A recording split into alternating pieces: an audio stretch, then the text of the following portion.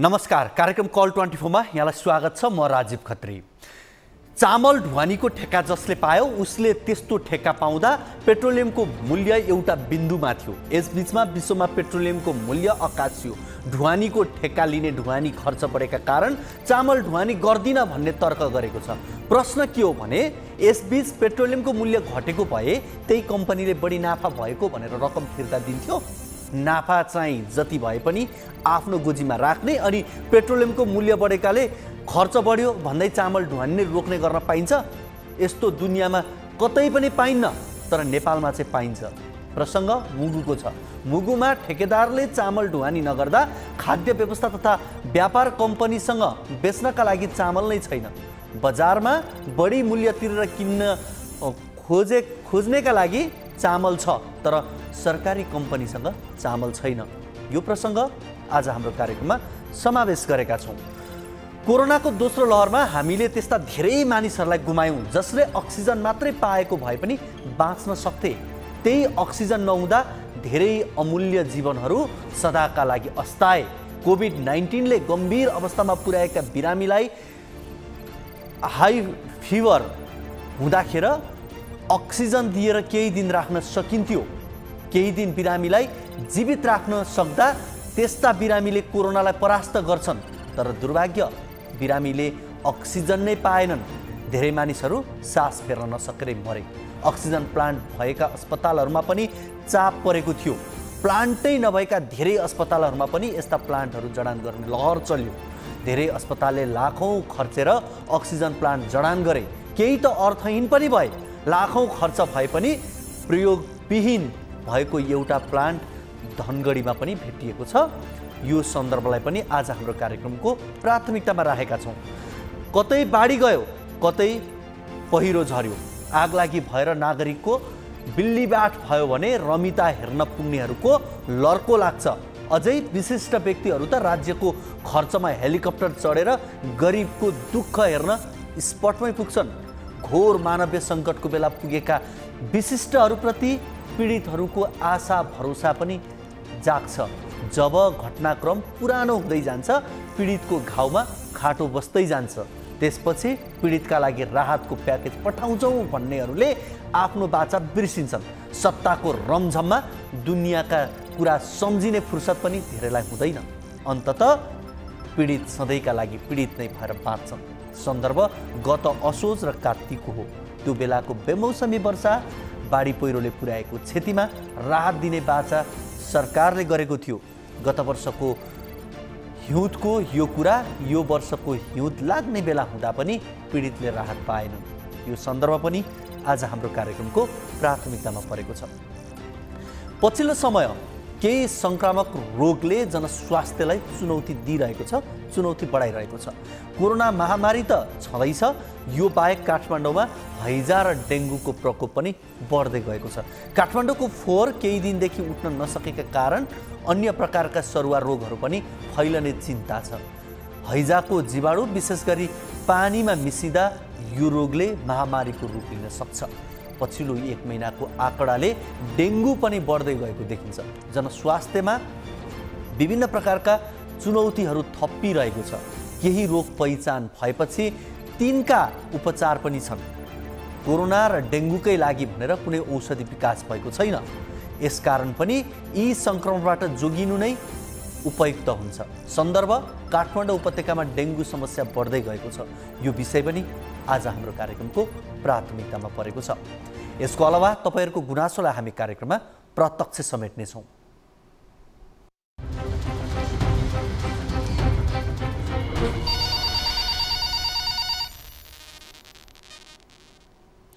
दर्शकवृन्द, तपाईँको कुनै पनि समस्या जिज्ञासा अभिव्यक्तिहरू छन् भने हामीलाई फोन गर्न सक्नुहुनेछ।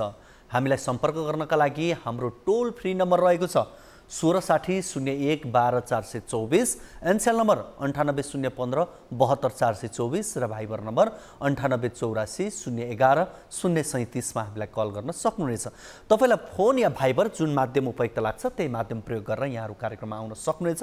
तपाईले आफ्नो समस्या जिज्ञासा कार्यक्रममा राख्न सक्नुहुनेछ। तपाईले राख्नु भएको समस्याको समाधान, जिज्ञासाको जवाब हामी खोज्ने प्रयास गर्छौं। यो कार्यक्रममा हामी कुनै ठूला राजनीतिक विषयवस्तुमा कुराकानी गर्दैनौं। आम नागरिकसँग जोडिएको विषयमाथि केन्द्रित रहेर कुराकानी गर्छौं। यति बेला हामीसँग कोही दर्शक हाम्रो फोन सम्पर्कमा हुनुहुन्छ, उहाँसँग कुराकानी गरौँ। हजुर नमस्ते। नमस्ते। हजुर कहाँबाट को बोल्दै हुनुहुन्छ? म लामबगर दोलखाबाट प्रमोद केसी बोल्दैछु सर। हजुर प्रमोदजी, तपाईको समस्या भन्नुस् त। मेरो चाहिँ आजभन्दा 3 दिन अगाडि हजुर मेरो जेठान दाई रमेश बस्नेत चाहिँ नासा हाइड्रो पावर अन्तर्गत एमबीडुगर हाइड्रो अन्तर्गत पर्ने नासा हाइड्रोमा कार्यरत हुनुहुन्थ्यो। हजुर उहाँ चाहिँ लाइट गाडी चलाउने, लाइट गाडीको चालक हुनुहुन्थ्यो। हजुर उहाँ चाहिँ अप्पर तामाकोसीको ड्याम साइडबाट जहाँ चाहिँ उहाँको कार्यक्षेत्रै होइन, जहाँ लाइट गाडी नै छैन, त्यो ठाउँमा चाहिँ जबरजस्ती एमबीडुगरै अन्तर्गतको सुमो कन्स्ट्रक्सनको मेन मान्छेले चाहिँ जबरजस्ती त्यहाँ पठाएर, कामको लागि पठाएर, उहाँको कार्यक्षेत्रभन्दा बाहिरको काममा पठाएर उहाँ रिटर्न हुँदाखेरि विदाउट सेफ्टी ज्याकेट, सबैले भनेको विदाउट, 1-2जनाले मात्रै लगाएको विदाउट सेफ्टी ज्याकेट फर्किने त्यो वातावरण क्रिएट गरेर सेफ्टी इन्चार्ज कोही नराखेर उनीहरूले फर्किँदाखेरि बोट रुखमा ठोकिएर क्र्यास भएर उहाँ 3 दिनदेखि बेपत्ता हुनुहुन्छ। यसको लागि कम्पनीले कुनै खोजी कार्यमा चासो देखाएको छैन अहिलेसम्म। हामी पीडित पक्षको मान्छे यहाँ र उनीहरूको लामबगर भन्ने ठाउँमा अफिस रहेको छ, हामी त्यहाँनिर बसिराखेका छौँ। अब अहिलेसम्म कम्पनीले हामीले आफ्नो तर्फबाट गर्ने कुरो, खोज्ने कुरो खोजी जारी राखेको छौँ। स्थानीय पुलिसले पनि गरेको छ, तर सम्बन्धित हाइड्रो पावरले कुनै पनि अहिलेसम्म चासो देखाएको छैन सर, होइन। मेरो चाहिँ मेन कुरा भनेको यही हो सर। यो समाचार मैले केही समय अगाडि आफैले पनि पढेको पनि थिएँ। यो माथिल्लो तामाकोसी जलविद्युत आयोजनाको यो बाँध स्थलमा चाहिँ होइन त यो भएको? हजुर, बाँध स्थलमा नासा हाइड्रो पावरमा अहिले त्यहाँ जाने पहुँच मार्ग भनेको त्यही बोट मात्रै हो सर, होइन। हजुर, बोट भन्दा अरू कुनै छैन। अनि अहिले तिनीहरूले जुन बाँधको पारिपट्टिबाट सुरुङ मार्गबाट बाटो लाने भइराखेको छ, तिनीहरूको 600 मिटर बाटो गइसकेको छ। अनि त्यहाँभन्दा अगाडि बाटो नभएको कारणले उहाँको काम चाहिँ त्यो एरियामा छैन। अनि फेरि उहाँलाई कसरी लगाइयो त? अनि फेरि त्यो पनि बिना सुरक्षा, उहाँले कुनै लाइफ ज्याकेटहरू केही लगाउनु भएको थिएन? लाइफ ज्याकेट कम्पनीमा सेफ्टी भन्ने 0 छ सर, होइन। हजुर, सेफ्टी भन्ने कुनै छँदै छैन। यदि सेफ्टी भइदिएको भए लाइफ ज्याकेट लाउने, त्यहाँ सेफ्टी इन्चार्ज, यो सबै तालिमको व्यवस्था भइदिएको भए यो घटना हुने थिएन सर। मेकानिकल इन्चार्जले परविन बोत्रा भन्ने सुमो कन्स्ट्रक्सन एन्ड इन्जिनियरिङ भन्ने कम्पनीको, यहाँ त्यो चाहिँ ठेकेदार कम्पनी हो सर, होइन। हजुर, त्यो कम्पनीको प्रबन्धकै निर्देशनमा जबरजस्ती उसलाई त्यो काममा लगायत अरू पनि त्यहाँ धेरैजना छन्, होइन। अनि यो विषयमा नासा हाइड्रोका तर्फबाट चाहिँ केही प्रतिक्रिया, उनीहरूको भनाइ के छ? अहिले खोज्नका लागि चाहिँ अब त्यहाँको स्थानीय तपाईँहरूले मात्रै खोजेर उहाँहरू भेटिनु भएन, स्थानीय प्रहरीले मात्रै खोजेर भेटिनु भएन भने त अब विशेष खोजी गर्ने टोली लानु पर्थ्यो होला। यो विषयमा के भएको छ? यो विषयमा चाहिँ सर के छ भने हामीले उनीहरूले कुरा निकाल्नु पर्नेमा हामीले यसो गर्नुपर्ने भनेर आउँदादेखि नै हामी जब यहाँ आइपुग्यौँ आउँदादेखि नै स्थानीय पुलिसले पनि कुरा गरेको छ, एबिएफको टोलीले पनि कुरा गरेको छ, हामीले पनि कुरा गरिराखेको छौँ। यहाँको स्थानीय पुलिस एबिएफ जुन गोताखोर टोली चाहिँ स्पेसल त्यो गोताखोर टोली चाहिँ हाम्रो अहिले नेपाल के अरे एबिएफ पुलिससँग मात्रै रहेछ सर, होइन। उहाँहरूले हामीलाई पत्रचार, कम्पनीले पत्रचार गर्ने बित्तिकै तुरुन्त हाम्रो टोली मुभ हुन्छ। अहिलेसम्म हामीलाई पत्रचार आएको छैन भन्ने कुरा गर्नुहुन्छ। हामीले कम्पनीसँग सम्पर्क गर्दा चाहिँ कम्पनीले हामीले गरिसक्यौँ, यो सबै भइसक्यो, तपाईँहरूको भइहाल्छ, भरे हुन्छ, भोलि हुन्छ। हामी यहाँ आएर बसेकै 3 दिन भइसक्यो सर, होइन त। घटना भएको 4 दिन भइसक्यो, आउँदैछ हुँदैछ भन्छ। त्यो पनि हामीलाई पीडित मान्छे कसैलाई फोन गरेर भनेको छैन सर।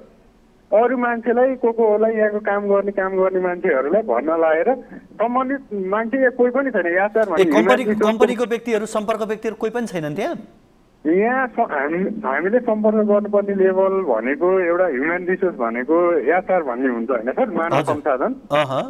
उहाँ हामीले यो ठाउँमा आएर उहाँसँग सम्पर्क गर्नुपर्ने हो। उहाँको पुरानो एचआर यहाँबाट राजीनामा लिएर गइसक्नु भएको रहेछ होइन। अनि त्यो हामीले गुनासो राख्ने मान्छे यो फिल्डमा कोही पनि हुनुहुन्न, कामदारहरू भन्न पाए कोही पनि हुनुहुन्न। हामीले त कामदारहरूले समस्या राखेर हाम्रो समस्या समाधान त हुन्न सर, कम्पनीको प्रतिनिधि चाहियो। अनि त्यही भएर हामीलाई अहिले केही बेर अगाडि चाहिँ फोन गरेर हुँदैछ यो गर्दैछ भनेर एकजना प्रतिनिधि मनोहर खड्का के भन्ने मान्छेले कन्ट्याक्ट गर्नुभएको छ भनेर भन्दै हुनुहुन्छ। हाम्रै पिलिप पछिकै एकजना मान्छेले। प्रमोदजी अहिले तपाईँको सम्बन्धित कम्पनीको कसैको नम्बर तपाईँसँग छ?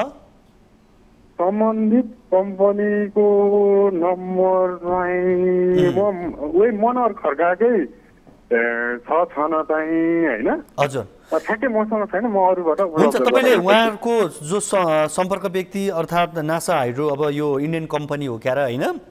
हजुर। अब यसमा नेपाली प्रतिनिधिको सम्बन्धित को हुनुहुन्छ उहाँहरूको नम्बर तपाईँले पाएपछि उपलब्ध गराउनु होला। यसको पछिल्लो अपडेट के हुन्छ हामीलाई जानकारी गराइदिनु होला। हामी नभए भोलिका कार्यक्रममा यसलाई हामी थप समेट्नेछौँ है त। सर हुन्छ, यही नम्बरमा कन्ट्याक्ट गरेर उपलब्ध गराइदिनु हुन्छ सर। हुन्छ हुन्छ, हस् रमेशजी। हामी माफ गर्नु होला, हामीसँग हुनुहुन्थ्यो प्रमोद केसी हुनुहुन्थ्यो। यो माथिल्लो तामाकोसीको जलविद्युत आयोजनाको बाँध स्थलमा बोटिङ गरेर तर्ने क्रममा चाहिँ एकजना युवक बेपत्ता भएको भनेर भनिएको छ र यो समाचार केही दिनदेखि आइ पनि रहेको हो। बेपत्ता हुने मान्छे रामेछाप उमाकुण्डा गाउँपालिका 1 का 28 वर्षीय रमेश बस्नेत रहेको भनेर भनिएको छ र उनको अहिले खोजी गर्नका लागि जसरी प्रभावकारी टिम त्यहाँ पठाउनु पर्थ्यो अहिलेसम्म पठाउन सकेन र परिवारले यस विषयमा अहिले चिन्ता प्रकट गरिरहेको पनि हो र कम्पनीले पनि जसरी यसमा चासो दिनुपर्थ्यो त्यसमा चासो नदिएको भन्ने उहाँका आफन्त प्रमोद केसीको यहाँ अहिले रहेको थियो र उहाँ विशेष गरी फरक कामका लागि लगिएको व्यक्तिलाई त्यो आफ्नो क्षमताभन्दा बाहिरको काम लगाइएको र लाइफ ज्याकेटहरू पनि प्रयोग नगर्दाखेरि यो दुर्घटना भएको भन्ने उहाँहरूको कुरा छ। हामी यो विषयलाई आगामी कार्यक्रमहरूमा पनि यहाँहरू बीच फेरि समेट्नेछौँ। कार्यक्रममा अब लागौँ पहिलो रिपोर्टतर्फ। हिमाली जिल्ला मुगुमा ठेकेदारले समयमै ढुवानी नगर्दा चामल अभाव भएको छ। आर्थिक वर्ष 2078-79 मा खाद्यान्न ढुवानीको जिम्मा पाएको कम्पनीले 11,000 क्विन्टल खाद्यान्न ढुवानी गर्नुपर्नेमा 8,100 क्विन्टल मात्र ल्याएको छ। बाँकी 2,900 क्विन्टल खाद्यान्न ढुवानी नगर्दा मुगुमा चामलको अभाव हुने सङ्केत देखिएको छ। अहिले हप्ताको एक दिन मात्रै खाद्यान्न वितरण हुँदा खाद्यान्न व्यवस्था तथा व्यापार कम्पनी लिमिटेडमा चामल लिनेको निकै भिड लाग्ने गरेको छ। मुगुबाट टिभी जर्नलिस्ट दानबहादुर बुढाको यो रिपोर्ट हेरौँ।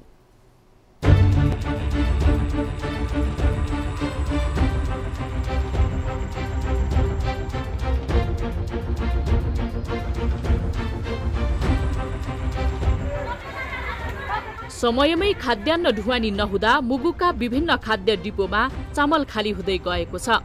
जिल्लाका खत्यार डिपो, पुलो डिपो, सोरो डिपो, कालै बिक्री केन्द्र र रातापानी बिक्री केन्द्रमा खाद्यान्न भण्डारण रित्तिँदै गएको हो।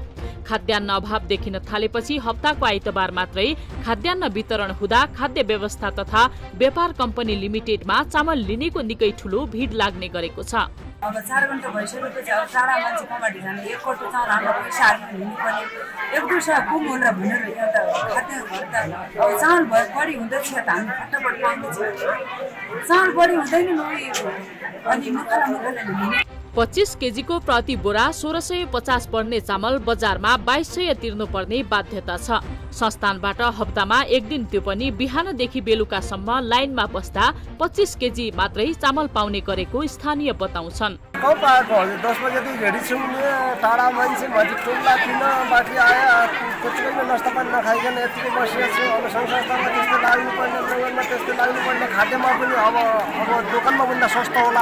भनेको त हजुरको अब नि 10 बजेदेखि रेडी छौँ भनेपछि हजुरको 3 बजीको त्यो अनि टाढा मान्छे कहिले बेला जाने होइन 10 बजेबाट लाइन लाग्यो हो। अहिलेसम्म पनि लाइन पुगेकै छौँ, चामल पाएको छैन।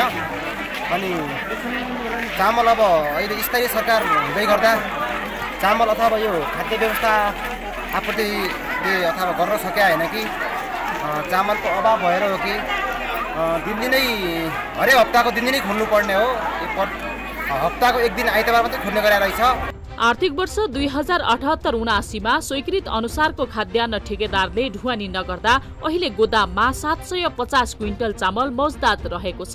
माग अनुसार वितरण गर्दा सबै एकै दिन सकिने हुँदा हप्ताको आइतबार मात्रै खाद्यान्न खुला गरी वितरण गर्ने गरेको बताइएको छ। गाडी भाडामा भएको वृद्धिले ठेकेदारले चामल ढुवानी नगरेको खाद्य व्यवस्था तथा व्यापार कम्पनीले जनाएको छ।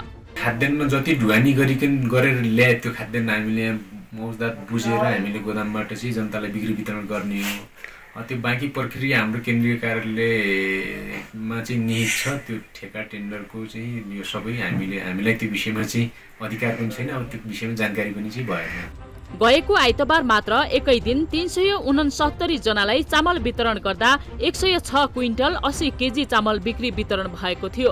खाद्यान्न ढुवानीको जिम्मा पाएको खड्का निर्माण सेवा प्रोप्राइटर चन्दननाथ नगरपालिकाका उपमेयर रामदेव खड्काले 2900 क्विन्टल खाद्यान्न समयमै ढुवानी नगर्दा समस्या भएको हो।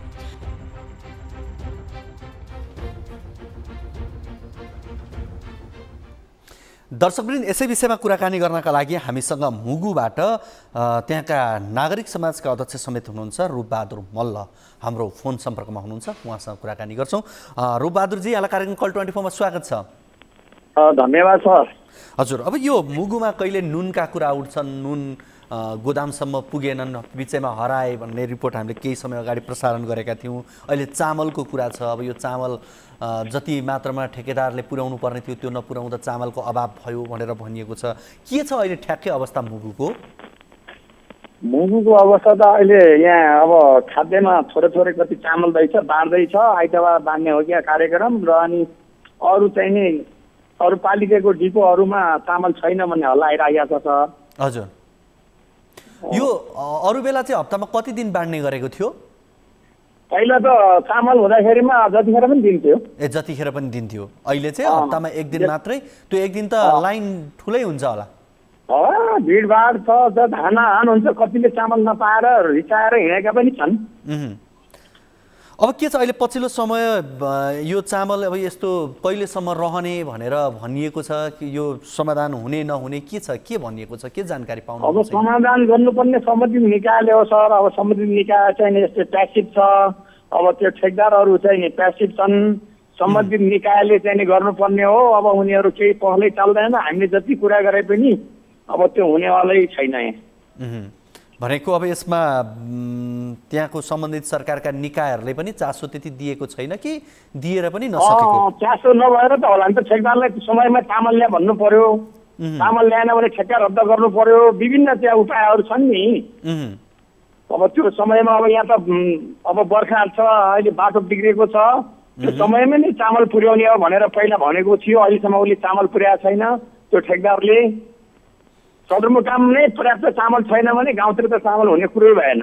अब यसरी सदरमुकाममा चामल छैन, गाउँतिरको अवस्था अब रितिँदै गयो भनेर भन्दै गर्दा यसको असर कस्तो पर्ने देख्नुहुन्छ यहाँले? के हुन सक्छ अब यसको असर भनेको यतिखेर भनेको किसानहरूसँग भएको अलिकति अन्न सर्टेज टाइम हो। यो सर्टेज हुने टाइम हो। यतिखेर अलिकति खाद्यले राहत दिएपछि बजारमा त चामल होला, तर अलिकति अब सस्तोको कारणले गर्दाखेरि खाद्यमा नै मान्छे भिड लाग्छन् बजारतिर।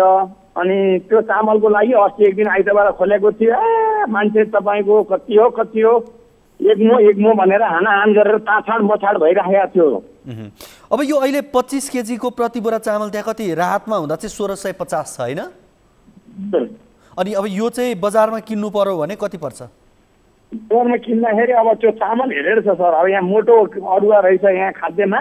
हजुर, अर्को मुसिनो चामल कति 1700-1800 कति दिन्छ। बजारमा मुसिनो चामल 2200 सम्म दिन्छ सर। 2150 देखि 2200 सम्म। 2200 सम्म, जुन यो अहिले 1650 मा पाउने भन्ने चामल चाहिँ 2200 जति पर्छ। हजुर, मसिनो चामल भन्छ, जिरा मसिनो भन्छन्। अब यो चामल अहिले बजारमा त्यहाँ डिपोसम्म नल्याउनुको मुख्य कारण चाहिँ के? यो पेट्रोलियम पदार्थको मूल्य बढ्यो भनेर ठेकेदारले नल्याउनु नै हो कि अन्य कारण केही हो तपाईँहरूको बुझाइमा? होइन, यो पेट्रोलको मूल्य बढ्यो भनेर उसले ठेक्का किन लिनु पर्यो त?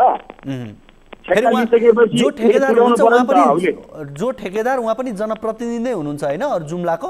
जनप्रतिनिधि नै हुनुहुन्छ रे। अब उप के प्रमुख हुन् के हुन् भन्ने चाहिँ मैले सुनेको छु। ठिक छ, हामी उहाँसँग पनि कुराकानी गर्ने प्रयासमा छौँ। हुन्छ रूपबहादुरजी, कुराकानी गरिदिनु भयो, यहाँलाई धेरै धेरै धन्यवाद। हस् सर।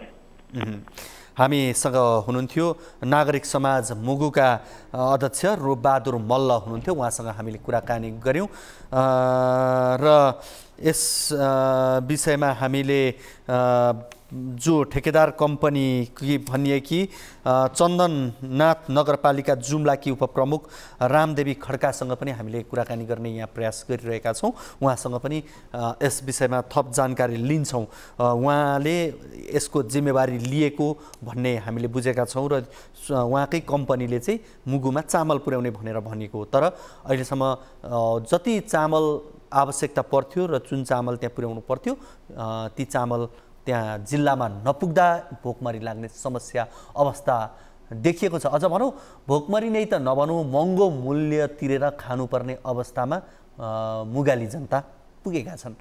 र यो प्रसङ्गमा हामी रामदेवी खड्का उपप्रमुख चन्दननाथ नगरपालिका जुम्ला कि हुनुहुन्छ, उहाँसँग पनि हामी कुराकानी गर्ने प्रयासमा छौँ। उहाँले कुराकानी गर्छु भनेर भन्नुभएको हो, तर फोन राखिसकेपछि फेरि अहिले फोन उठाउनु भएको छैन भन्ने मैले यहाँ जानकारी पाएको छु। अब जनप्रतिनिधि आफ्नो पालिकामा मात्रै होइन, काम गरिसकेपछि आफ्नो व्यावसायिकता धर्मको कुरा पनि हुन्छ र त्यो व्यावसायिक धर्म के कारणले पुरा गर्न सक्नु भएर हामीले यति मात्रै उहाँसँग सोध्न खोजेका हौँ। तर उहाँले कुराकानी गर्न नचाहेरै हुनुपर्छ।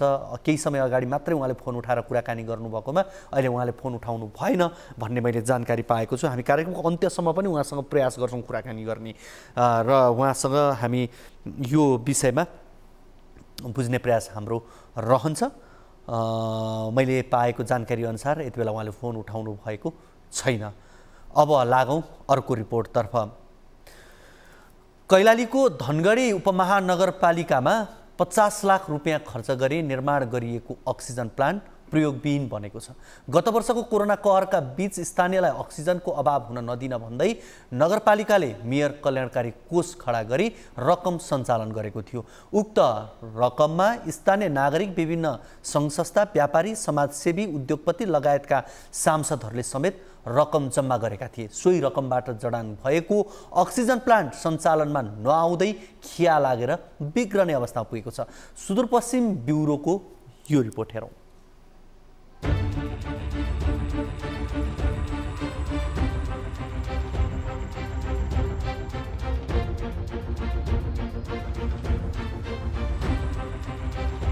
गत वर्षको कोरोना कहरका बीच स्थानीयलाई अक्सिजनको अभाव हुन नदिन भन्दै धनगढी उपमहानगरपालिकाले मेयर कल्याणकारी कोष खडा गरी रकम सङ्कलन गर्यो, जसबाट रु 84,02,687 रुपियाँ जम्मा भएको थियो। सोही रकम मध्ये रु 50 लाख खर्च गरी उपमहानगरपालिका 7 बेलीमा रहेको शहरी स्वास्थ्य प्रवर्धन केन्द्रमा अक्सिजन प्लान्ट गत मङ्सिरमा निर्माण सम्पन्न गरियो। तर तयारी अवस्थामा रहेको प्लान्ट सञ्चालनका लागि निवर्तमानदेखि हालका जनप्रतिनिधिहरू समेतले व्यवस्था गरेको स्थानीयहरूको गुनासो छ। फिट भयो, फिट भइसकेपछि त्यहाँ कोही कर्मचारी पनि आएन, त्यो सञ्चालनमा पनि आएन हजुर त्यो अहिलेसम्म। अब हालका जितेका प्रतिनिधिहरूले पनि अति ख्याल राखेका जस्तो लागेको छैन हामीलाई। त्यो सिलिन्डर बाहिर छन्, त्यो खयो लागेर जाम भएर जाने होला। त्यो पहिले मेयर हुँदा चाहिँ उद्घाटन हुने तयारीमा थियो, त्यसपछि चुनाव लाग्यो, चुनावपछि त्यो कुनै गतिविधि अगाडि बढ्न सकेको छैन। अहिले मेयर, उपमेयर लगायत कोही पनि पुग्नु भएको छैन यहाँ। जडान भएको लामो समयसम्म पनि प्रयोगविहीन भएका मेसिनहरू सञ्चालनमा नआउँदै खिया लागेर बिग्रने अवस्थामा पुगेका छन् भने प्लान्टमा रहेका अक्सिजन सिलिन्डरहरू समेत बेवारिसी अवस्थामा फालिएका छन्। यो देख्दा सहयोगी दाताहरू नै निराश बन्न थालेका छन्। एउटा जनप्रतिनिधि भएको नाताले पनि मैले जनतालाई सेवा दिनुपर्ने हुन्छ, त्यो सेवा पाइएला भनेर मैले सहयोग पनि गरेको हो। र त्यो म बाहेक पनि जो अरू सहयोगदाताहरू छन् उनीहरूमा पनि मैले एक दुईजना अरूसँग पनि यो कुराहरू उठे, उहाँहरूले पनि अलिक खिन्नता व्यक्त गर्नुभएको थियो कि अलि यो चाँडो सुचारू भइदिएको भए हुन्थ्यो भन्ने कुरा उहाँहरूले भन्नुभएको थियो। जुन उद्देश्यका साथ हामीले सहयोग गरेका थियौँ त्यो नहुँदा पक्का पनि हामीलाई चाहिँ अब त्यसले दुखी बनाएको छ। हामी चाहिँ वास्तवमा त्यसले चाहिँ हामीलाई चाहिँ एक किसिमको सन्तुष्टि दिएको छैन। उक्त अक्सिजन प्लान्टको एकपटकमा 7वटा र दैनिक करिब 200 सिलिन्डर भर्न सक्ने क्षमता रहेको छ। तर जनताले घाँस काटेर दिएको यति ठूलो रकम खर्चेर निर्माण गरिएको प्लान्टको संरक्षणको जिम्मेवारी पाएको धनगढी उपमहानगरपालिका भने गैर जिम्मेवार देखिएको छ। उसले कहिले अक्सिजनको आवश्यकता नरहेको त कहिले उक्त प्लान्ट सञ्चालनको लागि आवश्यक कार्यविधि नै नबनेको भन्दै पन्छिने गरेको छ। त्यतिखेर चाहिँ महामारी ठ्याक्कै निवारण भएको अवस्थाले गर्दाखेरि त्यो सञ्चालन हुन आएको र त्यसको लागि अपरेटिङ गर्ने प्राविधिक पनि थिएन। पछि प्राविधिक आउन साथ चाहिँ हामी कहाँ महामारी अलिकति निमिट्यान्न भइसकेको थियो। र अरू कुरा इम्पोर्टेन्ट कुरा के छ भन्दाखेरि कागजपत्र बन्नुपर्छ, त्यो सञ्चालन कार्यविधि पनि नबने अवस्थामा त्यतिकाल चाहिँ सञ्चालन नभयो। अब हामी कार्यविधि चाहिँ सञ्चालन गरेर अहिले चाहिँ हाम्रो सामाजिक विकास समितिबाट पारित भएर अहिले चाहिँ विधान मसौदा समितिमा त्यो गएको छ। विधान मसौदा समितिले अनि कार्यपालिका पेश गरेपछि बल्ल त्यो चाहिँ पारित भएपछि अनि सञ्चालनमा चाहिँ आउँछ। अक्सिजन उत्पादनको लागि प्लान्ट तयारी अवस्थामा रहेको भए पनि उपमहानगरपालिकासँग सञ्चालनको ठोस योजना नै छैन। सुदूरपश्चिमका विभिन्न अस्पतालहरूले नेपालगञ्ज तथा अन्य बाहिरी ठाउँहरूबाट अक्सिजन आपूर्ति गर्दै आएका छन् भने सङ्कटमा निकै अभाव झेल्नुपर्ने अवस्था समेत विद्यमान छ। यस्तो अवस्थामा उपमहानगरपालिकाले ठोस योजना निर्माण गरी अक्सिजन प्लान्ट तत्काल सञ्चालनमा ल्याउनु पर्ने आम नागरिकको माग छ। दर्शकवृन्द, यसै विषयमा कुराकानी गर्नका लागि हामीसँग स्थानीय योग्यराज ओझा हाम्रो फोन सम्पर्कमा हुनुहुन्छ। उहाँसँग कुराकानी गर्छौँ। योग्यराजजी, यहाँलाई कार्यक्रम कल 24 मा स्वागत छ। धन्यवाद। अब जिल्लामा अक्सिजन प्लान्ट विगतमा कोरोनाको समयमा नहुँदा धेरैले ज्यान गुमाउनु पर्ने अवस्था या धेरै समस्या भोग्नु परेको अवस्था थियो। अहिले अक्सिजन प्लान्ट भयो तर प्रयोगमा आउन सकेन, यो ख्याल लागेर जाने बेला भयो। किन रहेछ? यहाँहरूको बुझाइ के रह्यो सर? अब अक्सिजन प्लान्ट बन्यो भनेर सबैमा खुसियाली खायो, तर अहिले त त्यो रद्दीको टोकरीमा जस्तो भएर प्रयोगविहीन अवस्थामा छ। यो चाहिँ नगरको लापरवाही, धनगढी उपमहानगरपालिका मातहतमा सहरी स्वास्थ्य प्रवर्धन केन्द्र छ, त्यही बनेको छ। त्यो नगरको लापरवाहीको कारणले सञ्चालन भएन भन्ने बुझाइ आम नागरिकको छ। अब अहिले त मेयर साहब पनि स्वतन्त्र मेयर साहब जो जितेर आउनु भएको छ, उहाँबाट धेरै अपेक्षा पनि थियो होला। उहाँले सञ्चालन गर्ने कुरामा केही तदारुकता देखाउनु भएको छैन? खै त्यो विषयमा बोल्नै भएको छैन अहिलेसम्म। सायद अहिलेसम्म त्यो क्षेत्रमा पुग्नु पनि भएको छैन जस्तो लाग्छ। उहाँलाई यो विषय जानकारी त होला नि? जानकारी भन्नेको त पहिल्यै नै बन्ने बेला जानकारी थियो होला उहाँलाई पनि। अब यो विगतमा चाहिँ सञ्चालन गर्न नसकेको भन्ने कारण चाहिँ अब अस्पतालले त कार्यविधि विभिन्न बहानाहरू बनाएको देखिन्छ, त्यही मात्रै कारण हो कि अरू पनि केही हुन्? चासो नदिनु पनि एउटा कारण हो, किनभने अहिले भर्खरै कार्यपालिकामा नयाँ नेतृत्व आइसकेपछि कहाँ के छ, कुन अवस्थामा कसरी सञ्चालन गर्नुपर्ने हो त्यो विषयमा चासो राख्नुपर्ने हो, त्यो चासो राखेको पनि देखिरहेन। त्यही कारणले गर्दाखेरि अहिलेसम्म यो सञ्चारमा आउन सकेन है। हुन्छ योग्यराजजी, कुराकानी गरिदिनु भयो, यहाँलाई धेरै धेरै धन्यवाद। हामीसँग हुनुहुन्थ्यो योग्यराज ओझा, स्थानीय हुनुहुन्थ्यो धनगढीबाट। हामी विशेष गरी कुनै पनि रिपोर्ट प्रसारण गरिसकिसकेपछि त्यसमा सम्बन्धित व्यक्ति जो प्रभाव परेका व्यक्तिहरू छन् उहाँहरूसँग पनि हामी कुराकानी गर्ने प्रयास गर्छौँ, उहाँहरूसँग पनि हामी कुराकानी गर्छौँ, किनभने उहाँहरूको सहभागिता, उहाँहरूको अनुभव पनि हामी कार्यक्रममा लिन्छौँ। अब यसपछि हामी यस विषयमा नगरपालिकाको तर्फबाट पनि हामी कुराकानी गर्ने प्रयासमा छौँ र धनगढी उपमहानगरपालिकाका सरकारवाला व्यक्तिहरूसँग पनि हामी जोडिने प्रयासमा छौँ। कार्यक्रम कल 24 मा हुनुहुन्छ यहाँहरू र कार्यक्रम हेर्दै हुनुहुन्छ भने यहाँहरूको पनि कुनै समस्या जिज्ञासा अभिव्यक्तिहरू छन् भने कार्यक्रममा यति बेला हामीसँग प्रत्यक्ष रूपमा जोडिएर राख्न सक्नुहुनेछ। यहाँहरूले स्क्रिनमा नम्बरहरू देखिरहनु भएको छ, ती नम्बरहरूमा यहाँले फटाफट फोन गर्नुहोस् र आफ्नो समस्याहरू राख्नुहोस्। हामी समस्याको समाधान खोज्ने प्रयास गर्छौँ र समस्याको समाधान, जिज्ञासाको जवाब खोज्ने प्रयास हाम्रो रहन्छ र तपाईँले राख्नुभएको समस्याको समाधान, जिज्ञासाको जवाब हामी तत्कालै खोज्ने प्रयास गर्छौँ। कतिपय अवस्थामा तत्काल सम्भव भएन भने पनि हामी पछिल्ला कार्यक्रमहरूमा जोड्दै जान्छौँ र त्यसलाई तपाईँहरू बीच हामी राख्छौँ। र कार्यक्रम अवधिमा अलिकति हाम्रो फोन धेरै दर्शकहरूले फोन गरिरहनु भएको हुन्छ, त्यो व्यस्तता पनि रहन्छ। यदि फोन व्यस्त भयो, लागेन भनेदेखि यहाँहरूले हामीलाई यी नै नम्बरहरूमा अन्य समयमा पनि, यो कार्यक्रम सकिसकेपछि पनि अन्य समयमा यहाँहरूले फोन गरेर आफ्नो समस्या, जिज्ञासा राख्न सक्नुहुन्छ। त्यसै गरी हाम्रो भाइबर नम्बरहरूमा यहाँहरूले तपाईँसँग भएका कुनै पनि इभिडेन्सहरू छन्, तपाईँसँग डकुमेन्टहरू छ, तपाईँले आफूले भोगिरहेको समस्या या कुनै भिडियोहरू छन्, फोटोहरू छन् भने पनि हामीलाई भाइबरमा यहाँले पठाउन सक्नुहुनेछ र ती विषयहरूलाई हामी कार्यक्रममा प्राथमिकताका आधारमा समेट्नेछौँ। यहीँबाट पनि तपाईँलाई हामी कल ब्याक पनि गर्छौँ र समस्याको समाधान, जिज्ञासाको जवाब खोज्ने प्रयास हाम्रो रहन्छ। त्यसैले अन्य समयमा पनि यहाँले फोन गरेर आफ्नो समस्याहरू राख्न सक्नुहुनेछ। कार्यक्रममा हामी ठुला राजनीतिक वस्तुमा रहेर कुराकानी गर्दैनौँ। आम नागरिकको मुद्दासँग केन्द्रित रहेर कुराकानी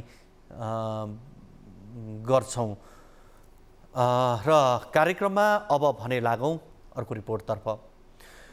गत असोज 31 गतेदेखि कार्तिक 2 गतेसम्म परेको बेमौसमी वर्षापछि आएको बाढी पहिरोले देशका विभिन्न भागमा धनजनको क्षति भएको थियो। त्यस लगत्तै क्षति अवलोकन गर्न हेलिकप्टर चढेर प्रधानमन्त्री शेरबहादुर देउवा, गृहमन्त्री बालकृष्ण खाँडदेखि मुख्यमन्त्री र मन्त्रीहरूले बाढी पीडितको स्थलगत अवलोकन गरेर तत्काल राहत उपलब्ध गराउने घोषणा गरेका थिए। तर यस वर्षको वर्षायाम सुरु भइसक्दा पनि पीडितहरूले राहत पाउन सकेका छैनन्। एक रिपोर्ट।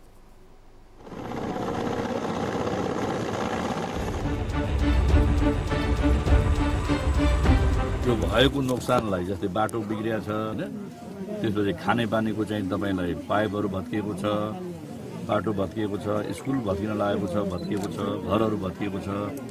त्यसैलाई नै चाहिँ हामीहरूले बुझ्न हेर्न आएको हो र यहाँको विकासका लागि सङ्घीय सरकारले नै अब बजेटको व्यवस्था गरेर तपाईहरुको यो पुनर्निर्माणका लागि हामीले काम थाल्छौँ। प्रधानमन्त्री शेरबहादुर देउवाको गृहपालिका गन्याबधुरामा गत वर्ष बेमौसमी वर्षाका कारण आएको बाढी र पहिरोमा परि 2 जनाले ज्यान गुमाएका थिए। साथै घर, खेतबारी, सडक, विद्यालय भवन, खाद्यान्न, अन्नबाली, पशु चौपाया गरी 1 अर्ब 5 करोड 15 लाख बराबरको क्षति समेत भएको थियो।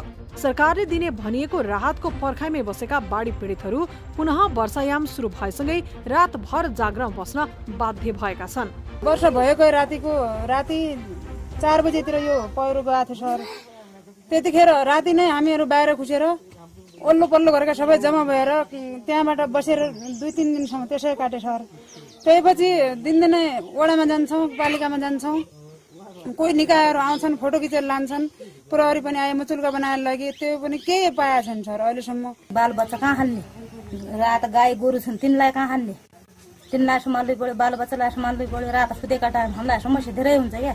उता सरकारी व्यवस्था र हेलचेक्राइका कारण सर्लाहीका किसानले पनि राहत पाउन सकेका छैनन्। राहत घोषणा गरेको करिब 9 महिना बितिसक्दा समेत सर्लाहीका किसानहरू राहतको पर्खाइमै छन्। राहत पाउने आशमा किसानहरूले वडा कार्यालयको लाइनमा बसेर राहतको फर्म भरेका थिए। तर हात्ती आयो फुस्सा जस्तै भयो। अब कहिलेसम्म राहत रकम आउने हो ठेगान छैन।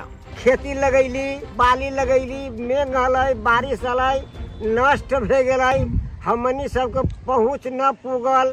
गरीब आदमी सब की करू, सुनले रही जे सरकार तरफ से मिलते अनुदान मिलते, उ न मिललै, तब की करू, घर बैठल छी, जे भेलै से भेलै, आ गेलै से गेलै, घर बैठल छी। बेमौसमी वर्षाका कारण सर्लाहीका करिब 44,000 हेक्टरमा लगाइएको अगौटे र पछौटे धान बाली क्षति भएको कृषि ज्ञान केन्द्र सर्लाहीले जनाएको छ। मन्त्रालयले तोकेको मापदण्ड अनुसार नगरपालिकाहरूले किसानको क्षति विवरण नपठाएका कारण राहत पाउन नसकेको सर्लाही जिल्ला प्रशासन कार्यालयको भनाइ छ। क्षति पुग्न गएको धानको बालीलाई नेपाल सरकारले क्षतिपूर्ति दिने भनेर एउटा निर्णय गरेको र त्यो अनुसार मापदण्ड पनि उनीहरूले त्यो बनाएको रहेछ। त्यो जुन उनीहरूले 78 को एउटा मापदण्ड क्षतिपूर्ति दिने सम्बन्धी मापदण्ड बनाएको र मापदण्डले विभिन्न कुराहरू उल्लेख गरेका छन्। त्यहाँ उता आफूहरूले एकचोटि नभई 2 पटक क्षतिको विवरण पठाइसकेको बरहथुवा नगरपालिकाको भनाइ छ।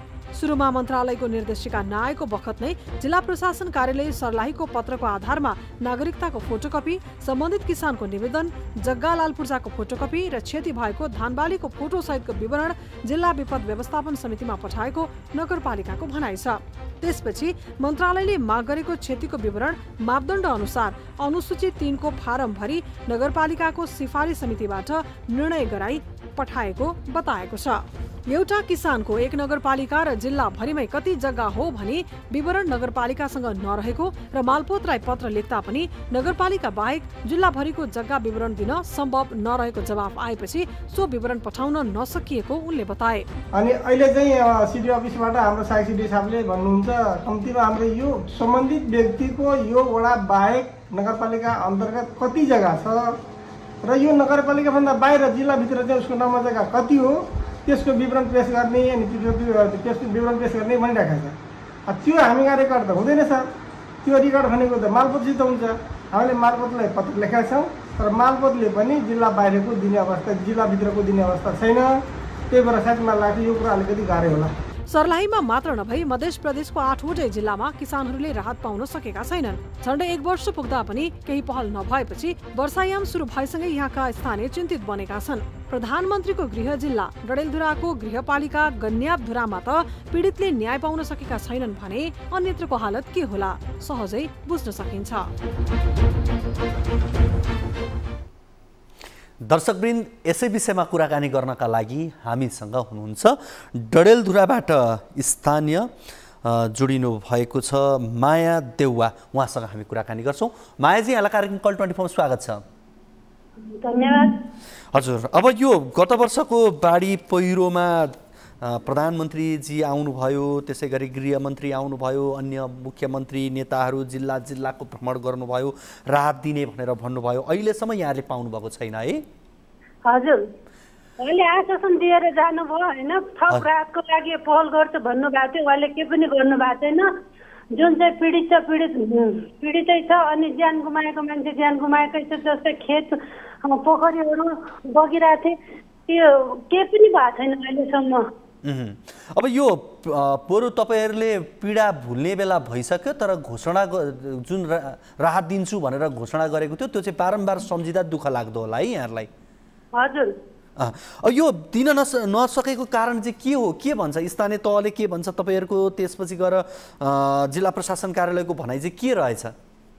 स्थानीय तहले कुनै सुनवाई गर्दिएन। त्यसैमा पनि अब मेरो मम्मी चाहिँ स्वयंसेवी पनि हुनुहुन्थ्यो होइन, उहाँहरूको बिमा पनि थियो। उहाँहरूले केही सुनवाई गर्दिएन। स्थानीय तहले केही पनि गर्दैन। अब यस वर्ष पनि अब बाढी पहिरो आउने बेला भइसक्यो। हजुर, एकदम जोखिममा हुनुहुन्छ। अब पोहोर सालको पनि यस्तै छ, के पनि प्रगति भएको छैन। अब दोस्रो पटक पनि यस्तै छ।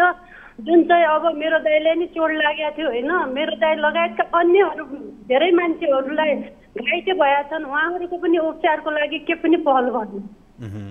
अब गएको वर्ष केहीले ज्यान पनि गुमाउनु भयो है त्यस क्षेत्रबाट? हजुर, कन्यापुराबाट 2 जनाले ज्यान गुमाउनु भएको थियो। ज्यान गुमाउनु, उहाँहरूका लागि पनि कुनै राहतको प्याकेज केही पनि छैन? के पनि भएन, थप राहत भएन। अब पहिला चाहिँ 2 लाख रुपियाँ भएको थियो सहयोग, त्यो भन्दा चाहिँ थप के पनि भएन। हस् मायाजी, यहाँले कुराकानी गरिदिनु भयो, यहाँलाई धेरै धेरै धन्यवाद। हामीसँग डडेलधुराबाट बाढी पीडित माया देउवा हुनुहुन्थ्यो, उहाँसँग हामीले कुराकानी गऱ्यौँ। प्रधानमन्त्रीको गृह जिल्ला समेत हो डडेलधुरा, जहाँका जनताले अहिलेसम्म राहत घोषणा भए बमोजिमको पाउन सकेका छैनन् भने अन्य जिल्लाको त हालत उस्तै छ। यति बेला हामी यही विषयमा कुराकानी गर्नका लागि सर्लाहीतर्फ लाग्छौँ। सर्लाहीबाट बरहतुवा नगरपालिका कृषि शाखाका प्रमुख अरुण सिंह हाम्रो फोन सम्पर्कमा हुनुहुन्छ, उहाँसँग कुराकानी गर्छौँ। अरुणजी, यहाँलाई कार्यक्रम कल 24 मा स्वागत छ। धन्यवाद। के छ अब यो स्थानीयहरूले जो बाढी पीडितहरू थिए उनीहरूले राहत पाउने भनेर भनिएको थियो। अब मुख्यमन्त्री मन्त्रीहरूको लावा लस्कर लागेर राहत दिने भनेर गाउँ गाउँसम्म पनि पुगेका थिए, अहिलेसम्म पाएन भन्ने गुनासो छ। तपाईँहरू त दैलाको सरकार भएको अब त्यहाँ काम गर्नुहुन्छ, यो गुनासोको चाङ कतिको आउने गर्छ? गुनासोको चाङभन्दा चाङले त आफू पुगिसक्यो सर पुरै होइन। गुनासोको त जब हाम्रो चाहिँ बाछवा नगरपालिकाबाट मात्रै 1200 के एकजना किसान जति छ भने गुनासो कति होला सरले नै अनुमान गर्नु पर्यो। यसमा त अब गुनासो के गर्ने? किसानले गुनासो गर्ने मात्रै त हो नि। अब सुन्ने निकाय छैन कतै। किसानको रहर चाहिँ अब आवाज कसैले सुन्दो रहन्छ, किसानको दुःख सर्मा कसैले मल्लपट्टि लगाउँदो रहन्छ। अब जिल्ला प्रशासन कार्यालयले चाहिँ स्थानीय तहकै कारण, पालिकाहरूकै कारण, पालिकाले पठाउनु पर्ने कागजपत्र नपठाएका कारणले गर्दाखेरि हामीले दिन नसकेको हो भनेर भन्छ नि त। अब यस्तो छ, सुरुमा एकैचोटि जिल्ला प्रशासन कार्यालयले जुन एउटा पत्र हामीले पठायो बाढीबाट भएको क्षतिको विवरण उपलब्ध गराइदिने भनेर, त्यसमा केही त्यस्तो कार्यविधि छ के आएन। अनि हामीले आफ्नो विवेक प्रयोग गरेर हामीले सूचना निकाल्यौँ। किसानको जग्गाको लालपुर, क्षति भएको जग्गाको लालपुर्जा, त्यसपछि किसानको नागरिकता, किसानको निवेदन, क्षति भएको चौबालीको फोटो, त्यति हामीले माग गऱ्यौँ आफ्नो विवेकले। भनेको हामीले त्यो रिपोर्ट लिइसक्यौँ, त्यसपछि चाहिँ मन्त्रालयबाट कार्यविधि आयो। कार्यविधि आयो, त्यसमा चाहिँ अब लिजमा लिएको जग्गा कति, ऐलानी जग्गा कति, आफ्नो जग्गा कति भनेर छुट्याउनु पर्ने, त्यो पनि हामीले गऱ्यौँ। त्यति गरिसकेर वडामा सूचना निकालिसकेर हामीले एउटा चाहिँ त्यो अनुसूची 2 नम्बर फारम जुन चाहिँ हाम्रो जुन एउटा सिफारिस गरेर पठाउनु पर्ने थियो, त्यो अनुसूची फारम पनि हामीले हाम्रो सिफारिस समितिबाट, जसमा मेयर साहब हुनुहुन्थ्यो, हाम्रो प्रशासकीय हाकिम, सम्बन्धित वडा घोडाध्यक्ष, कृषि शाखाको प्रमुख भनेर सबैले प्रमाणित गरेर पठायौँ। पठाउँदाखेरि सुरुमा चाहिँ कुल जग्गा कति, खेती गरेको जग्गा कति, क्षति भएको कति भने त्यति चाहिँ त्यसै माया थिएन। एकैचोटि माग्यो, हामीले त्यसलाई दियौँ। हजुर, किसानले जति किसानको जति क्षति भएको थियो उहाँले त्यति दाबी गरेर उहाँलाई चाहिँ भर्ने भएको थियो, हामीले दाबीवाला पठाइदियौँ। अनि पछि चाहिँ अब भन्नुभयो सिडिओ साहबले, यसमा चाहिँ अलिकति कुल जग्गा कति हो के हो भन्नु, त्यो चाहिँ धेरै अस्तिको कुरो हो। त्यो पछि भनेको पहिला जिल्ला प्रशासन कार्यालयले परिपत्र गर्यो, त्यो आधारमा तपाईँहरूले लगत सङ्कलन गरेर पठाउनु भयो। पछि गृह मन्त्रालयबाट कार्यविधि बनेर आयो, सो अनुरूप पनि पठाउनु भयो, तर कार्यविधिमा चाहिँ केही जटिलता देखिएको हो। त्यसो भए अनि कार्यविधिमा गर्दाखेरि पछि त्यसमा चाहिँ कुल जग्गा खेतीको कुल जग्गा किसानको कति, मालपोतबाट लिन सक्ने पनि सकिएन लिनलाई। हो, पछि गएर चाहिँ त्यही अब जुन अस्ति हाम्रो जब 1 गते जुन बैठक भयो त्यो 4-1मा, अनि त्यसमा चाहिँ हाम्रो साहित्य साहबले भन्नुभयो यसमा चाहिँ अब जग्गाको एकीकृत गर्नुपर्ने रे होइन। हजुर, त्यो एकीकृत नभएसम्म हामीले चाहिँ भुक्तानी दिन सकिँदैन। अब एकीकृत गर्ने त मालपोत कार्यालयले हो। अनि त्यसपछि हामीले नगरपालिकाबाट चिठी पठायौँ, त्यो चिठीको आधारमा हामीले चिठी पठायौँ मालपोत कार्यालयलाई। भनेको अब यो प्रक्रिया झन्झटिलो बनाइयो, प्रक्रिया झन्झटिलो बनाइसकिसकेपछि अब यो आरोप प्रत्यारोप मात्रै पो चलिरहने भएछ। एकदम सर, त्यो अब यस्तो छ नि, अब एकीकृत गर्ने खाले जब म सरलाई भन्दैछु भर्खर नगरपालिका भित्रको पनि जब सबैको इन्ट्री भएको छैन, अब हाम्रो 12-1 जना किसान छ, जब नगरपालिकाभन्दा बाहिर पनि जिल्लाभित्र कति जग्गा छ भन्ने कुरो चाहिँ एकीकृत गरेर दिनु भनेपछि कहाँबाट दिनु सर त्यो कुरो? हस्, कुराकानी गरिदिनु भयो, यहाँलाई धेरै धेरै धन्यवाद। त्यही छ सर, मेन कुरो चाहिँ त्यो हो। अब के भन्ने चाहिँ के गर्नु पर्यो, सरहरूले आफ्नो तर्फबाट पहल गर्नु। हस्, हामीसँग हामी अझै पनि काम गर्न तयार छौँ। हामीसँग हुनुहुन्थ्यो बरहतुवा नगरपालिका सर्लाहीका कृषि शाखा प्रमुख अरुण सिंह हुनुहुन्थ्यो। अब उहाँहरूको पनि आफ्नै समस्या नै छ, अब आफ्नो तर्फबाट पठाउनेसम्म प्रयास गरेको तर भएन भन्ने कुरा हो। यो कार्यविधि नै पहिला जटिल बनाइन्छ, जटिल बनाइन्छ सहज रूपले, सहजता जतिसक्दो पारदर्शी र सहज बनाएर दिउँ भन्दा पनि जटिल बनाएर ढिलो गरौँ या दिँदै नदिउँ भन्ने जस्तो प्रवृत्ति यहाँ रहेको देखिन्छ। र हामीले कार्यक्रमको सुरुवातमा यो चामल अभावको प्रसङ्गको रिपोर्ट, यो मुगुको रिपोर्ट यहाँहरू बिच हामीले राखेका थियौँ। यस विषयमा कुराकानी गर्नका लागि यति बेला हामीसँग जसले यो चामल मुगु पुर्याउने जिम्मेवारी लिनुभएको छ ठेकेदार प्रतिनिधि, अझ भनौँ उहाँ जनप्रतिनिधि पनि हुनुहुन्छ, जुम्लाको चन्दननाथ नगरपालिकाकी उपप्रमुख रामदेवी खड्का यति बेला हाम्रो फोन सम्पर्कमा हुनुहुन्छ। उहाँसँग कुराकानी गरौँ। रामदेवीजी, यहाँलाई कार्यक्रम कल 24 मा स्वागत छ। नमस्कार, धन्यवाद। हजुर, अघि यहाँसँग कुराकानी गर्ने प्रयास गऱ्यौँ, यहाँको फोन उठेन, अहिले यहाँसँग उठेछ, कुराकानी पनि भयो। अब यो मुगुमा चामल भने जति पुर्याउन नसक्दा त भोकमरी हुने अवस्था जस्तो देखिएछ, या त महँगोमा चामल किन्नुपर्ने अवस्था भएछ। यहाँले किन समयमै चामल यहाँहरूले पुर्याइदिन सक्नु भएन? यस्तो कुरा मेरो पहिला हाम्रो अहिले तेल लत्तै बढेको कारणले सरकारसँग हाम्रो एग्रिमेन्ट 15% यदि बढेको खण्डमा सरकारले पनि 15% बढेछ भने हामीलाई भाडा पनि बढाइदिने भन्ने एग्रिमेन्ट थियो। त्यो एग्रिमेन्ट सरकारले पनि पुरा गरेन। त्यस कारण हामीले 9,000 बोक्नु पर्ने 7,000 बोकिसकेका छौँ। हामीले बाँकी 2,000 बाँकी नै बोक्दाखेरिमा, तर सरकारले पनि भनेको नियमअनुसार त पुऱ्याउनु भएको छैन नि त। यदि तेलको मूल्य चाहिँ घटेको थियो, निकै तल आएको थियो भने हामीलाई यति बढी फाइदा भयो भनेर यहाँले पैसा फिर्ता गरिदिनु हुन्थ्यो राज्यलाई? होइन, तेल बढेको खण्डमा एग्रिमेन्टमै छ। बढ्दाखेरि चाहिँ तपाईँले त्यो मूल्य फरक रह्यो, फरक प्रसङ्गमा त्यतिखेर फरक समयमा थियो।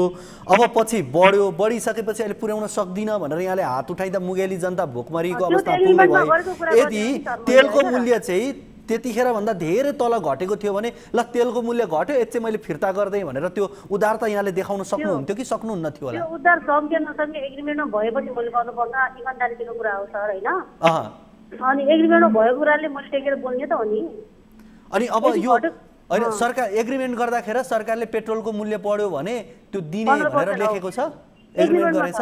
एग्रिमेन्टमा छ। अनि त्यो भनेको सम्झौता पालना भएन भनेको त्यो एग्रिमेन्ट हामी हेर्छौँ नि। उहाँले पनि 15% बढाइदिनु भयो, बाँकी 2000 मात्रै बाँकी हुन्छ। अब जम्मै सबै बोकेर पिटाइसक्यो। के भनेको छ एग्रिमेन्ट? जनताको लागि नगरेको होइन। ठ्याक्कै एग्रिमेन्टमा के भनेको छ भन्दिनुस् त? मैले 7000 कुइन्टल चामल बोकिसकेको छु। मलाई घाटा लाग्यो भने मैले त्यो चाहिँ गरिरहेको छु। बाँकी कुरा सरकारले 15% बढा तपाईँहरूलाई घाटा भयो भने हामी 15% तेल बढाइदिन्छु भन्ने एग्रिमेन्ट उहाँले कुरा गर्नु भएन। त्यसपछि 2000 मात्रै बाँकी हो, बाँकी अरू 7000 कुइन्टल चाहिँ हामीले बोकिसकेको होइन। अब तपाईँ मैले विशेष गरी अब तपाईँ त्यो चामल त्यहाँ पुर्याउने जिम्मेवारी तपाईँको कम्पनीले लिएको थियो, तपाईँ त्यो कम्पनीको ओनर भएको कारणले मैले तपाईँसँग कुरा गरेँ। त्यो सँगसँगै हेर्नु भने तपाईँ एउटा जनप्रतिनिधि पनि हुनुहुन्छ, जनताका लागि चुनिनु भएको, तर होला तपाईँ फरक ठाउँको जनप्रतिनिधि हुनुहुन्छ, तर भूगोल परिस्थिति अवस्था त करिब करिब उस्तै हो जुम्ला र मुगुको हैन। अब यो समयमा यसरी चामल नपुग्दाखेरि राज्यलाई समस्या भयो। बरु मैले पनि प्रयास गरेर चाँडोभन्दा चाँडो तपाईँको सम्झौता अनुसार मलाई कार्यान्वयन होस् भनेर चाहिँ पठाउने बाटो तपाईँ लाग्नु पर्थ्यो होला नि त होइन र? मैले बारम्बार भनिसकेको छु सर, उहाँले सुन्नमा नआएको कुराले हो।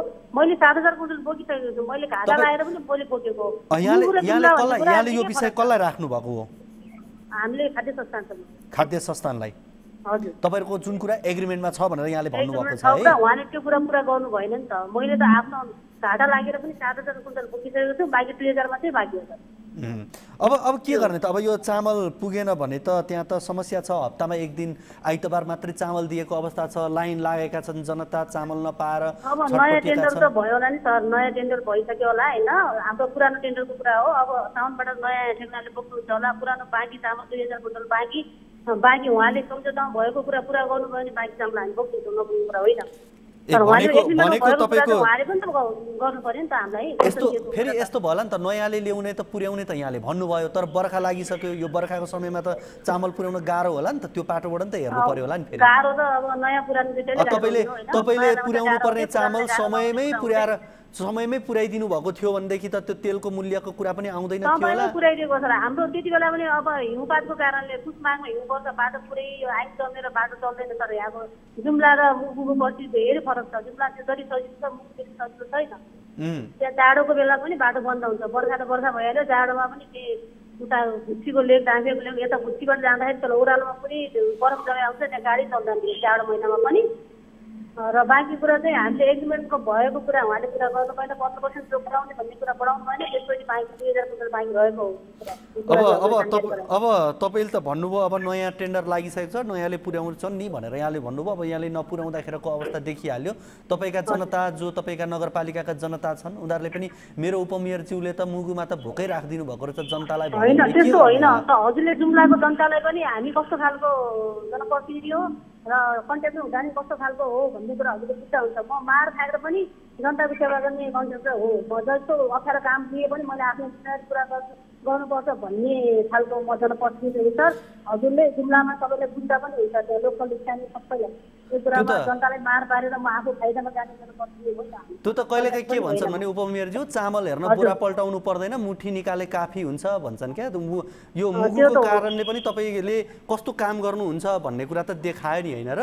हैन, मुगुमा त बाँकी दुःख सुख गरेर मैले 7000 कुइन्टल त हैन। जिम्मेवारी त तपाईँको त्यो व्यावसायिक धर्म पनि त हुन्छ नि त हैन? त्यसमा पनि त इमानदारीताका कुरा हुन्थ्यो। पुर्याउने चाहिँ दायित्व हो सर हैन। तर सरकारले पनि त आफ्नो एग्रिमेन्टमा भएको नियम पालन त सरकारले पनि गर्नु पर्यो नि त। अब ठिक छ, अब तपाईँ आफै पनि एउटा सरकारको नेतृत्व गरिरहनु भएको छ, त्यस कारणले गर्दाखेरि अब सरकारले पुरा गर्नु पर्थ्यो भन्ने यहाँको कुरा छ। अब यो सम्झौतामा के छ, हामी सम्झौताको कुरालाई पछि फेरि हेरौँला एकपटक। अब यहाँले सम्झौतामा छ भनेर भनिसक्नु भएपछि अब सम्झौतामा पेट्रोलियम पदार्थको मूल्य घटेको भए त्यो नाफा फिर्ता गर्ने भनेर चाहिँ उल्लेख थियो कि थिएन? त्यो पनि घटेको कुरा छैन सर, जो भएको कुराले टेकेर बोलेको मैले नभएको कुरा छ भन्ने कुरा हस् ल अब कुराकानी गरिदिनु भयो, यहाँलाई धेरै धेरै धन्यवाद। मुगुमा चाहिँ चामलको लाइन छ, यहाँले यति बुझिदिनु होला। हस्, धन्यवाद चामल लिनेको। नमस्कार, धन्यवाद। हामीसँग हुनुहुन्थ्यो रामदेवी खड्का, चन्दननाथ नगरपालिका जुम्लाकी उपप्रमुख हुनुहुन्थ्यो। उहाँसँग हामीले कुराकानी गऱ्यौँ, जसले मुगुमा चामल लिने जिम्मा लिनुभएको छ। उहाँ भन्दै हुनुहुन्छ कि पेट्रोलियम पदार्थको मूल्य वृद्धि भएका कारणले गर्दाखेरि पुर्याउन नसकेको, तर घटेको थियो भनेदेखि चाहिँ उहाँले के गर्नुहुन्थ्यो, फिर्ता दिनुहुन्थ्यो? यही प्रश्न हो हामीले गरेको। अब लागौँ अन्त्यमा यो रिपोर्ट। कोरोना भाइरसको सङ्क्रमण दर बढिरहेकै समय अहिले डेङ्गु भाइरसको प्रकोप पनि बढेको छ। पछिल्लो 1 महिनामा डेङ्गु सङ्क्रमितको सङ्ख्या हत्तै बढेको तथ्याङ्कले देखाउँछ। मुलुकका अन्य क्षेत्रमा जस्तै काठमाडौँ उपत्यकामा पनि डेङ्गु भाइरसका सङ्क्रमित बढ्न थाले। विशेष सतर्कता अपनाउन चिकित्सकहरूले सुझाएका छन्। एक रिपोर्ट।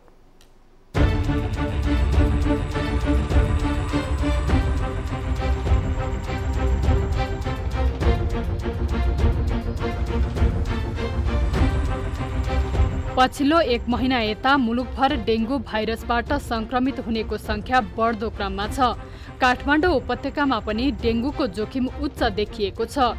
रोग नियन्त्रण महाशाखाका अनुसार गएको 30 दिन यता सबैभन्दा बढी डेङ्गुका बिरामीहरू देखिएका छन्। यो महिनामा 398 जनामा डेङ्गु पुष्टि भइसकेको छ। यस तथ्याङ्कले डेङ्गुको जोखिम उच्च रहेको पुष्टि गर्ने भएकाले सतर्कता अपनाउन चिकित्सकहरूले सुझाव दिएका छन्। लामखुट्टेले टोकेको 10 दिनभित्र डेङ्गु सङ्क्रमणका लक्षण देखिन सुरु हुन्छ। डेङ्गुका लक्षणहरू कडा ज्वरो आउने, आँखाको गेडी रातो हुने, शरीरमा बिमिरा आउने, आन्तरिक रक्तस्राव हुने, जोर्नी, मांसपेशी र हड्डी दुख्ने, नाक तथा गिजाबाट रगत बग्ने। अहिले काठमाडौँमा डेङ्गु अब हाम्रो विभिन्न समस्या त छ नै हैन, अरू संक्रामक रोगहरू पनि यसमा थपियो भन्न म रुचाएँ। र डेङ्गु पहिला अलिक फाटाफुट्टा 1-2 वटा देखिरहेकोमा 1-2 हप्तादेखि चाहिँ यो धन्य आधा दर्जनको हाराहारीमा देखेको छ। मलाई जहाँसम्म लाग्छ यो त मेरो अस्पतालको कुरा भयो, तर यो बाहेक अरू विभिन्न जुन एउटा प्राइभेट क्लिनिकदेखि लिएर निजी अस्पतालहरूमा पनि परीक्षण हुन्छ। डेङ्गुका सामान्य लक्षणहरूमा बिरामीले घरमा नै बसेर स्वास्थ्यको हेरचाह गर्न सक्छन्, तर अत्याधिक पेट दुखेमा, तारन्तार बान्ता भएमा, आलस्य भएमा, रक्तस्राव भएमा र रगत परीक्षण गर्दा प्लेटलेट्सको सङ्ख्या तीव्र गतिमा घटेको र हेमाटोक्रिट बढ्दै गएमा तुरुन्त चिकित्सकको सम्पर्कमा जानुपर्ने चिकित्सकको सुझाव छ। जाँच गर्दा पेटमा पानी जमेको, कलेजो सुन्निएको देखेमा त्यो डेङ्गुको कडा सङ्केत मानिन्छ। यसको एन्टिभाइरल औषधि हुँदैन। अब यस्तो छ, यो सङ्क्रमण भएको धन्य 10 दिनमा लक्षणहरू देखिन थाल्छ। र लक्षण चाहिँ अब हामीले एकदम सरल भाषामा भन्नुपर्दाखेरि एउटा चाहिँ अलिकति ज्वरो आउने, जिउ दुख्ने सामान्य उसमा जान्छ, फेब्राइल फेज हुन्छ हामीले। त्यसपछि ज्वरो घटिसकेपछि अलिकति क्रिटिकल फेजमा जान्छ, त्यो 48 घन्टे हुन्छ। त्यसपछि चाहिँ रिकभरी फेजमा जान्छ, त्यो भनेको बिस्तारै अब स्वास्थ्योन्मुख भयो भनेर बुझ्नु पर्यो।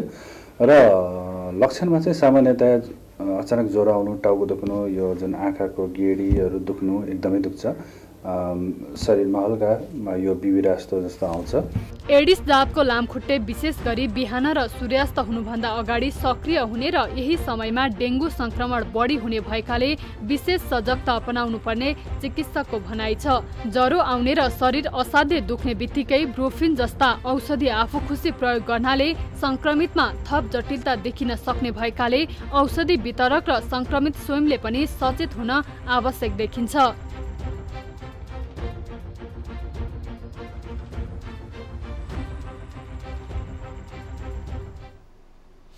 टिभी जर्नलिस्ट सृष्टि पराजुलले तयार गरेको यो रिपोर्ट यहाँहरू बीच हामीले राख्यौँ। विशेष गरी डेङ्गुको सङ्क्रमण पछिल्लो समय बढ्दै गएका कारणले गर्दा सचेत रहनका लागि आग्रह गर्दै र सचेतता अपनाउन भन्दै यो रिपोर्ट हामीले यहाँहरू बीच प्रसारण गरेका हौँ। आजको कार्यक्रमको निर्धारित समय सकिसकेको छ। हामी पछिल्ला कार्यक्रमहरूमा फेरि थप अन्य विषयहरू सहित यहाँहरू बीच उपस्थित हुनेछौँ। तबसम्मका लागि बिदा दिनुहोस्। हवस् त, नमस्ते।